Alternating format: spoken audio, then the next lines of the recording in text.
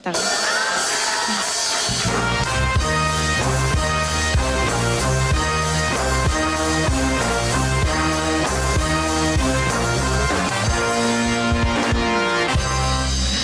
Альмира. Қош келіп. Иә. Қош Қош кеттің ғой. Мен Мейірбек деп отырғам енді. Өмір осындай болады, біреуге саған кел деп отырып, Альмира деп. Сол дайынмын. Дайынсың, иә? Тамағыңа не болды, ауырып қалды ма? Сәл суық тигізіп алғаным бар. Бірақ үміткер қабылдауға дайынмын де. Дұрыс қой, бүгінгі жейдеңі ерекше екен. Көктем сияқты құлпырып, гүлдері бар өздерінің. Жаңа талаптарың бар ма? Жоқ, барлығы сол талап. Кешегі бала мәселесі жайлы. Оны енді уақытысында шешеміз ғой. Енді көп жігіттер қарсы болуы мүмкін шығар деп ойлаймын. Себебі ер бала болғаннан кейін өзінің ата-анасына қарай жақын болады. Енді жақын болу ол шарт. Сол жағына қарай болмайтын нәрсесін шешеміз дейсің ғой. Иә, шешеміз ғой. Жақсы, түсінікті. Ендеше шағын ғана жарнамадан кейін сен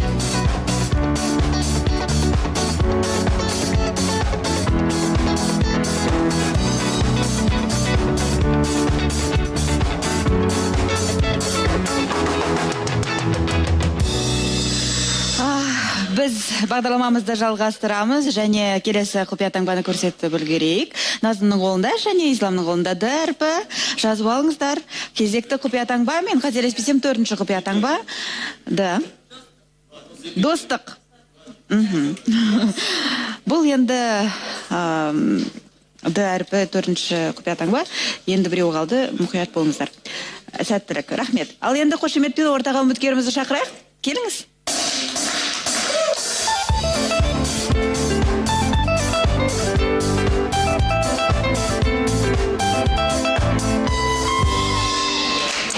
Қош келдіңіз. Микрофоныңыз істемей тұрған сияқты, микрофон жеткізесіздер ме? Мәди. Рахмет. Саламатсыздар. Танысайық. Есіміңіз кім? Нұрсұлтан есім. Есіміңіз? Нұрсұлтан. Нұрсұлтан. Иә. Неге Альмира? Альмира мен ұнады, ашық, сүйкімді. Ұнады барлығы жер, жалпы. Мінезі ұнады дейсіз, иә? Түсінікті. Альмира, ендеше өзің бастау сұрақтарыңды қой. Сәлем, Нұрсұлтан. Сәлем. Жасыңыз қаншада? 23-те. Қай жақтың тумасы боласыз? Осы Алматы облысынан, Өзбекстанда туылғам, жалпы. Өзбекстанда туылғансыз, бірақ Алматы қаласында тұрасыз? Иә. Отбасыңызда қанша баласыздар? Біз 5 отбасында. Сіз үйдің үлкені, кішісі, ортаншысы? Үйдің үлкені, мен 3 қарындасым, 1 інім бар.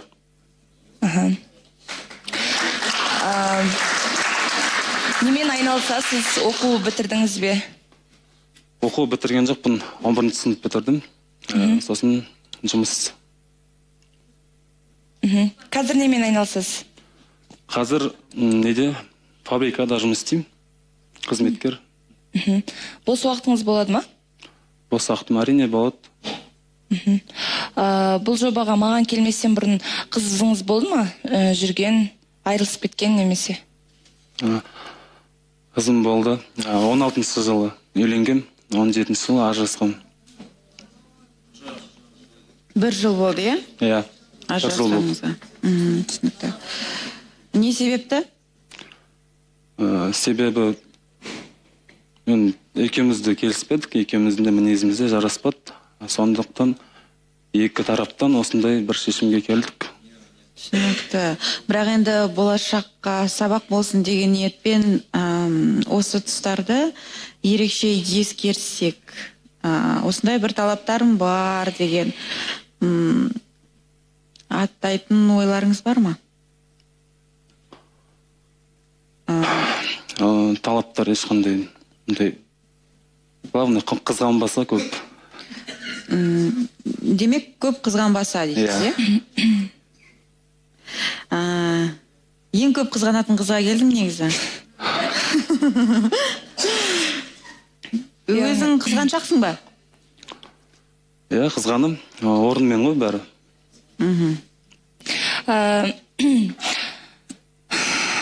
Ата-анаңыз біледі ма осы жобаға мен таңдап келгеніңізді?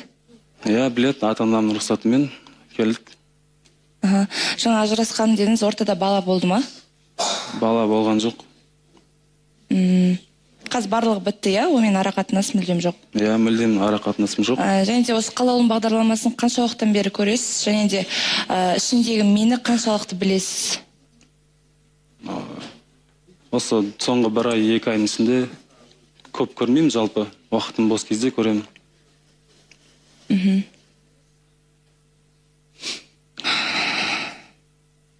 Қиналып отырсыз ғой. Қобалжып отырмын эфирге. Тікелей эфирге. Достарыңыз, қыз достарыңыз көп па? Әлде санаулы 1-2 досыңыз?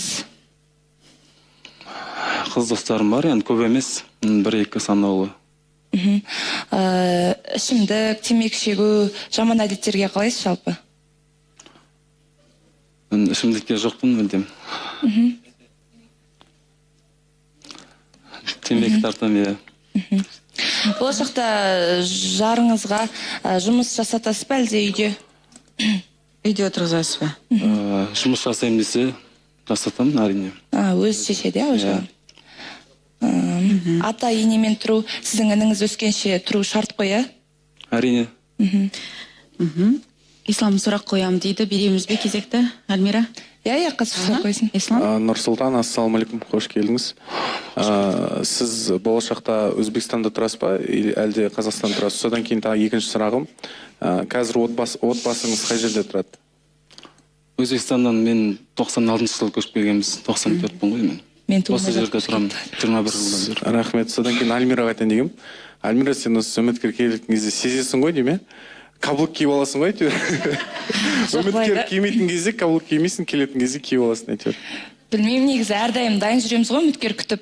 Бірақ сонда да енді 3-4 күн күтесің, каблук кимей одан кейін.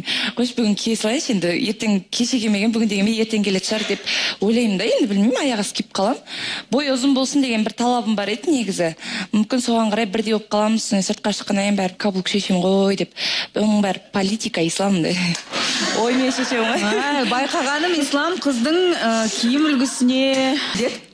Нұрсұлтан, ассалаумағалейкум, қош келдің. Қызық нәрсе байқап қалдық. Ислам мен Альмира бір-бірін аяқ киімін аңдып жүреді екен. Альмира ислам аяқ киім бағасын білсе, ислам өкшесіне қарайды екен. Сізге сұрағым, негізі жаңағы 2016 жылы үйленген кезде толыққанды үлкен той жасап, заңды түрде некеге отырдыңыздар, иә? Иә, заңды түрде некеге отырып. Одан кейін заңды түрде неке айырылысты ғой, иә? Қазір былай айтқанда енді болашаққа келесі некеге толықтай дайынсыз ғой? Иә, заңды түрде ажырастым, келесі некеге толықтай дайын. Сізге аузы келген айранды суды ішеді дейді. Дұрыс. Енді ала қаласам, мысалға келесі үйленуіңізде үлкен той жасайсыз, иә? Міндетті түрде. Иә, ала қаласа жасаймыз. Түсінікті, Жандос? Нұрсұлтан, қош келдің. Менің сұрағым осындайда, сен жоғарғы оқымадың ғой? Болашаққа деген қандай мақсаттар мүмкін оқу жағынан болсын, жұмыс жағынан болсын? Қандай мамандық иесі болғыңыз келеді? Осы туралы айтып жіберсеңіз. Жалпы жұмыс жасап отыр, мамандық иесі болғанда мен өзім биден сабақ беремін. Би? Биден? Қандай би? Нұрсұлтан? Қандай би? Сәлем. Кәдімгі заманауи хип-хоп брейкданс. Ондай өнерің бар ма? Қызық екен. Тойға шығып өнер көрсетесіз бе? Жоқ, кезінде шыққам. Қазір жұмыстамын, жалпы ондай жұмысым ойыңызда бар жоқ па? Жақсы. Альмираның негізі бір бизнес планы бар сізге деген. Ойлап тұрмын да, қасыңызға бір адам тауып де. Ендеше шымылдықты ашатын шығармыз, е? Ашайық, е? Голдпен.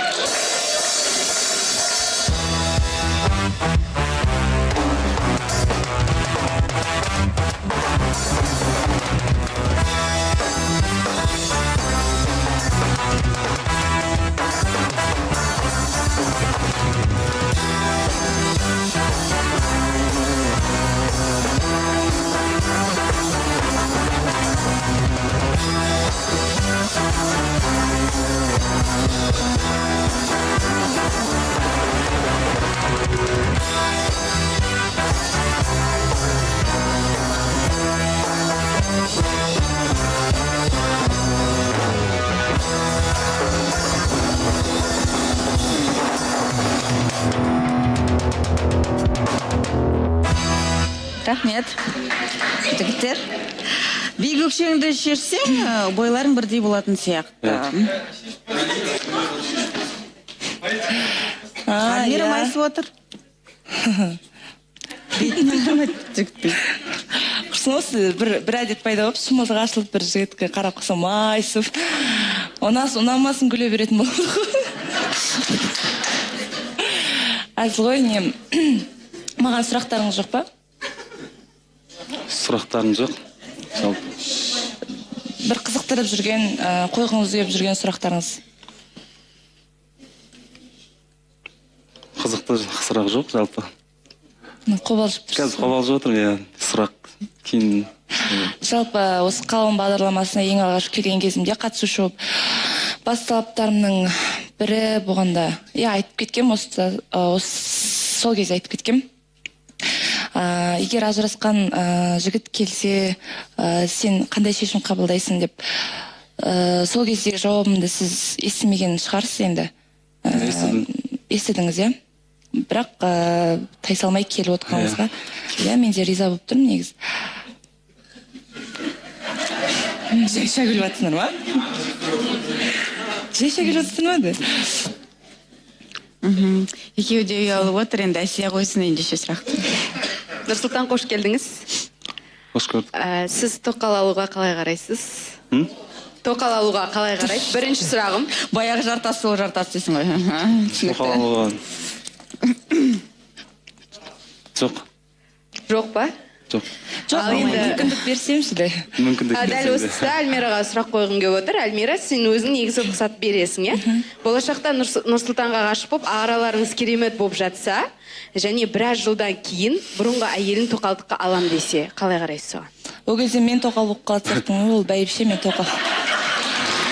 Осы сұрақты қоятын білгем. Осы сұрақты қоятынды. Ол бәйбіше, мен тоқал болып қалам ғой деймін ол кезде. Именно оны емес, басқа біреуді ал деп айтамын ғой. Жоқ, енді әділсіз жауап берейін, мен айтып отырмын ғой, өзінің қалауы. Еркек бәрі менен сұрамаса да алатын адамдар болады ғой. Сұрап алған одан да мен жағына тиімдірек деп айтқан болатын. Содан кетті дейсің. Тоқал, Альмира кім тоқал алады, береді. Құрсын. Тоқал десе уже бұрылатын болмау ғой қарай. Не істерін білмей қалады. Жоқ, жалпы тоқалуға қарсымын мен өзім жалпы. Қарсыз, Ал деп атқан жоқ ма, мен өздерінен өздері қарсы деп. Сұраса, рұқсат берем дедім, оның несі бар. Альмира, мысалға, енді болашақ жарын маған тоқал емес, мысалы, бір әйел емес, 4 әйел алам десе. Сол көз қарасы қалай? Егер бар ғой, аман тағы да айта кетейінші, жағдайы осы мәселені. Жағдай енді асып-тасып баратыр енді сол. Алсын. Оған енді қарсы емессің ғой? Қарсы емеспін, алсын. Жағдай жетіп тұр ғой, ала Мейірбек, несі бар? Оның сана сезімі сондай болып, алғысы келіп тұрса алсын, енді еркек қой, еркек. Қош келдіңіз. Сізге қоятын сұрағым, 16 жасыңызда үйленуге не түрткі болды? Мүмкін кім? 16 жылы. 21 жасымда.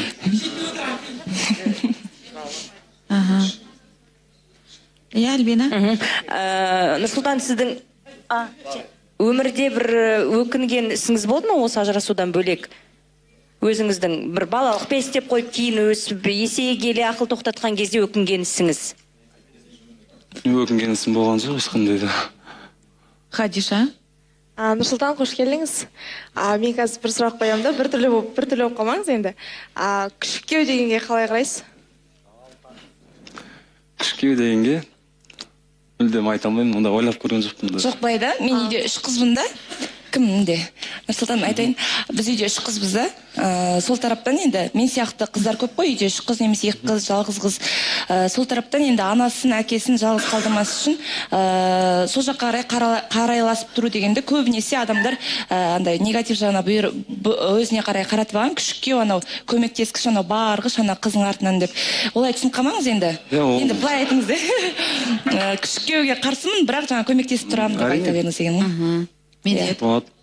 Нұрсұлтан, қайда туылғанды айттың, бірақ руыңды айтпадың ғой деймін. Руың қандай? Руым кіші Әлім. Ажарқын? Нұрсұлтан, қош келдіңіз. Бағана Альмира сен айтып отырғанда сөз барысында ажырасқан үміткер келмесе екен деп айттың, негізі. Басынан сондай талаптарың бір еді. Енді соған қарамастан келіп отыр екен. Жарайды, көріңіздер. Негізі Нұрсұлтан әзілге қалай қарайсыз? Альмира бізде әзілді көп айтады. Көңіліңізге тиіп қалмай ма? Және де екінші сұрақ, қыздың стиліне, киінген стиліне қаншалықты көңіл бөлесіз? Бірінші сұрақ, әзілге жақсы қараймын, өзімде әзіл жақсы көремін. Екінші сұрақ, мен де қыздың киіміне қараймын. Қарайсыз, иә? Қандай стилде киінгенін ұнатасыз қыздың? Мен ұзын көйлек және классика. Альмира, бас сұрақтардың бірі, сырласу бөлмесіне барып әңгіме құрасыздар ма? Әлде басқа жауап, жігітті қайтарамыз ба?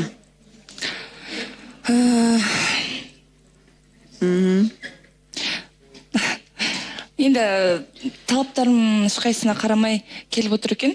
Сырласып қайтайын. Жақсы, шарқ салайық.